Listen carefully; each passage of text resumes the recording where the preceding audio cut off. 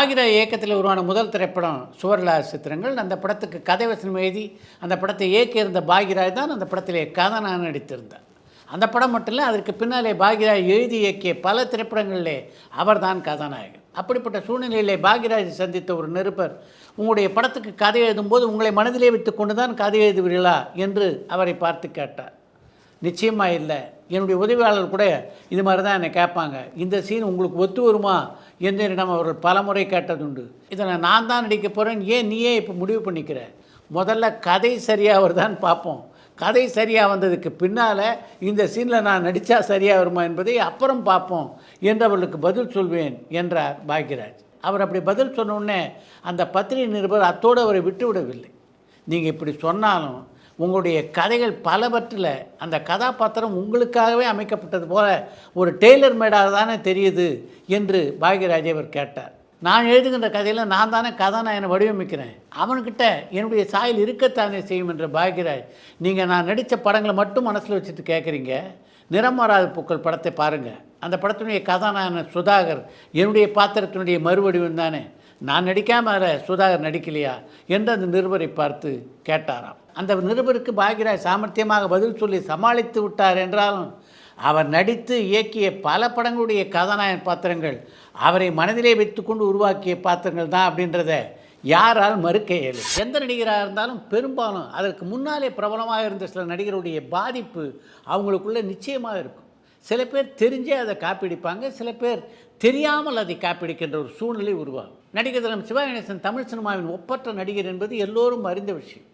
அவருக்குள்ளே இப்படிப்பட்ட பாதிப்பு இருந்ததா என்பதை தெரிந்து கொள்ள வேண்டும் என்பது சத்யராஜனுடைய ஆசையாக இருந்தது.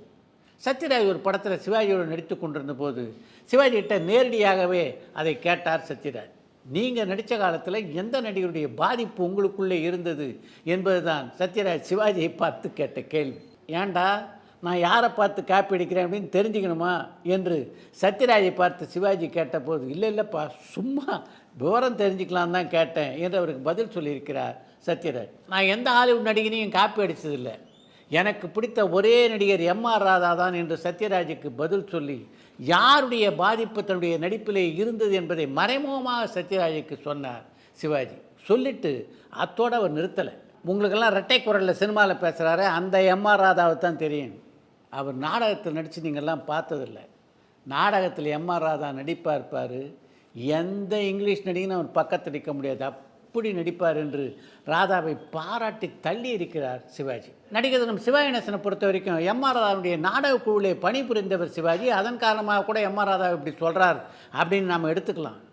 இதே மாதிரி ஒரு கருத்தை மலையாள பட உலகின் சூப்பர் ஸ்டாரான மோகன்லால் என்னிடம் சொன்னபோது நான் அசந்து விட்டேன் என்று ஒரு பத்திரிகை பேட்டியிலே பதிவு செய்திருக்கிறார் சத்யராஜ். உங்களுக்கு பிடித்த நடிகர் யார் என்று சொல்லுங்கள் என்று மோகன்லாலை ஒரு பத்திரிகை நிருபர் கேட்டபோது, எனக்கு பிடித்த ஒரே நடிகர்னா அது எம்.ஆர். ராதா தான் என்று அந்த பத்திரிகையாளருக்கு பதில் சொல்லியிருக்கிறார் மோகன்லால். 1967ஆம் ஆண்டின் துவக்கத்திலே மொத்த தமிழகத்தின் உலுக்கியதுன்னா அது எம்ஜிஆரை எம்.ஆர். ராதா சுட்ட சம்பவம்.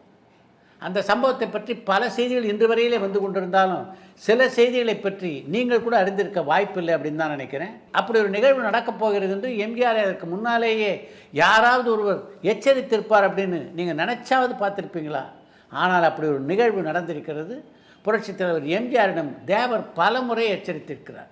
எம்.ஆர். ராதா உங்களை சுடப்போவதாக சொல்லி கொண்டிருக்கிறார், சற்று எச்சரிக்கையாக இருக்கிறது. ஆனால் எம்ஜிஆர் அதை பொருட்படுத்தவில்லை. அதற்கு பின்னால் தான் அப்படி ஒரு மோசமான சம்பவம் நடந்தது.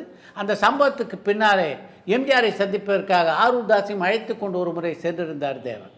அப்போ எம்ஜிஆர்கிட்ட நேரடியாகவே தேவர் கேட்டிருக்கிறார், நான் எத்தனை முறை உங்களை எச்சரித்தேன், அப்போல்லாம் குலைக்கிற நாய் கடிக்காதுன்னு சொன்னீங்களே தவிர இப்படி ஒரு ஆபத்து உங்களை சூழ்ந்திருக்குன்னு நீங்கள் புரிஞ்சிக்கவே இல்லையே என்று. அப்போ எம்ஜிஆர், இது குலைக்கவே இல்லையே, என்ன நேரடியாக என்னை கடிச்சிருச்சு என்று சொன்ன எம்ஜிஆர், நல்ல காலம் அவர் இந்த துப்பாக்கியில் போட்டிருந்த குண்டு இருக்க அது வீரியம் இழந்த குண்டாக இருந்தது, அதன் காரணமாகத்தான் நான் இன்றைக்கி உங்களோட பேசிகிட்ருக்கேன், இல்லைன்னா அன்றைக்கே என் கதை முடிஞ்சிருக்கும், அப்படி நடக்காமல் போச்சு, அதை நினச்சி சந்தோஷப்படுங்க என்று சின்னப்ப தேவரிடம் சொன்னாராம். இந்த சம்பவத்தை கோடம்பாக்கத்தில் 60 ஆண்டுகள் என்ற புத்தகத்திலே பதிவு செய்திருக்கிறார் கதாசிரியர் ஆரூர் தாஸ். எண்ணிலடங்காத வெற்றி படங்களை கொடுத்து தமிழ் சினிமா உலகில் தயாரிப்பு துறையிலே முத்திரை பதித்த ஒரு நிறுவனம்னா அது ஏவிஎம் நிறுவனம்.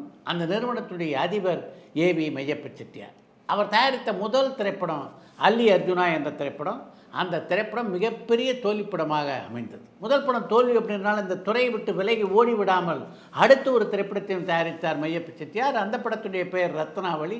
அந்த படமும் தோல்விப்படமாகவே அமைந்தது. மூன்றாவதாக ஏவி மையப்ப செட்டியார் தயாரித்த திரைப்படம் நந்தகுமார் என்ற திரைப்படம். அந்த படத்திலே டிஆர் மகாலிங்கம் கதாநாயகன் நடித்தார். அந்த படமாவது வெற்றி பெற்றதா என்றால் இல்லை. இப்படி தொடர்ந்து 3 படங்கள் தோல்வியடைந்ததற்கு பின்னாலே திரையுலகை விட்டு ஏவி மையப்ப செட்டியார் விலகலை. அதற்கு பதிலாக எதனால் தன்னுடைய படம் தோல்வியடைந்தது என்று ஆராயத் தொடங்கினார். தனக்கென ஒரு ஸ்டூடியோ இல்லாத தான் மிகப்பெரிய குறை என்பதை முதலிலே கண்டறிந்தார் மையப்ப செட்டியார். அது வரைக்கும் அவர் தயாரித்த படங்கள்லாம் பூனால தான் தயாரிக்கப்பட்டது. நமக்கென்று சொந்தமாக ஒரு ஸ்டூடியோ இருந்தால் தான் நல்ல படத்தை உருவாக்க முடியும் அப்படின்னு நினச்சவர் தன்னுடைய நண்பர்கள் சில பேரெல்லாம் சேர்த்துக்கிட்டு மந்தவெளிப்பாக்கத்தில் ஒரு ஸ்டூடியோவை நிறுவினார். அந்த ஸ்டூடியோவுக்கு பெயர் பிரகதி ஸ்டூடியோஸ். அந்த ஸ்டூடியோவிலே தயாரான பூ கைலாஸ் என்ற திரைப்படம் 25 வாரங்களுக்கு மேல் ஓடி மிகப்பெரிய லாபத்தை சம்பாதித்து கொடுத்தது மட்டும் இல்லாமல் ஒரு திரைப்பட தயாரிப்பாளராக ஒரு தனி அடையாளத்தையும் மையப்ப செட்டியாருக்கு பெற்று தந்தது. மையப்ப செட்டியாருடைய ஏவிஎம் நிறுவனத்தை பொறுத்த வரைக்கும் அவங்களுடைய டேக்லைன் பார்த்திங்கன்னா முயற்சி திருவணியாக்கும் என்பது தான். அந்த டேக்லைன் இப்போது உதித்ததில்லை. முதல்ல 3 படங்கள் தோல்வியடைந்ததே அப்போதே மையப்ப செட்டியாருடைய மனதிலே உதித்தது தான். முயற்சி திருவணியாக்கும் என்ற கோட்பாடோடு செயல்பட்டதனால்தான் அத்தனை வெற்றிகளை பிற்காலத்திலே மையப்ப செட்டியாரால் குவிக்க முடிந்தது என்பதுதான் உண்மை. நடிகர் தினம் சிவா கணேசனை வைத்து தொடர்ந்து பாவரிசையிலே பல வெற்றி படங்களை தந்தவர் இயக்குனர் பீம்சிங். அவர் தந்த வெற்றி படங்களிலே சிவாஜியும் சாவித்திரியும் அண்ணன் தங்கையாக நடித்த பாசமலர் திரைப்படத்திற்கு தனி இடம் உண்டு. இன்னி வரைக்கும் அண்ணன் தங்கச்சி பாசத்துக்கு ஒரு திரைப்படத்தை ரசிகர்கள் மத்தியிலே சொல்லணுன்னா யாராக இருந்தாலும் முதல்ல பாசமலர் படத்தை தான் சொல்லுவாங்க. அப்படி மக்கள் மனதிலே பதிந்த படமாக இன்று வரை இருப்பது தான் பாசமலர். அந்த பாசமலர் படத்தை பற்றி பீம்சிங் ஒரு கருத்தை சொன்னதாக அவருடைய மகனான எடிட்டர் பி லெனின் என்னிடம் அண்மையிலே பேசும்போது தெரிவித்தார். அதை கேட்டபோது அந்த காலத்தில் இருந்த இயக்குநர்கள் கதையை எந்த அளவுக்கு மதித்தார்கள் என்பதை என்னால் மிக தெளிவாக புரிந்து கொள்ள முடிந்தது. பாசமலர் திரைப்படத்தை பொறுத்த வரைக்கும் அந்த திரைப்படத்திலே நடிகர் சிவாஜி கணேசன் சாவித்திரி நடித்திருக்காவிட்டாலும் அந்த படம் நிச்சயமாக வெற்றி பெற்றிருக்கும். அந்த படத்தை நான் இயக்கலைன்னாலும் நிச்சயமாக அந்த படம் வெற்றி படமாக அமைந்திருக்கும். அந்த படத்துக்கு கண்ணதாசன் பாடல் எழுதவில்லை என்றாலும் எம்எஸ் விஸ்வநாதன் ராமூர்த்தி இசையமைக்கவில்லை என்றாலும் அந்த படத்துடைய வெற்றியை யாராலும் தடுத்திருக்க முடியாது. அதற்கு முக்கியமான காரணம் அந்த படத்துடைய கதை என்று தன்னுடைய மகனான லெனினிடம் ஒருமுறை குறிப்பிட்டாராம் பீம்சிங். ஒரு திரைப்படத்துடைய வெற்றிக்கு கதை தான் முக்கியம் அப்படின்றத எவ்வளவு ஆணித்தரமாக பீம்சிங் பதிவு செய்திருக்கார் பாருங்கள். கண்டென்ட் இஸ் த கிங் அப்படின்னு தெரியாமலா சொன்னாங்க.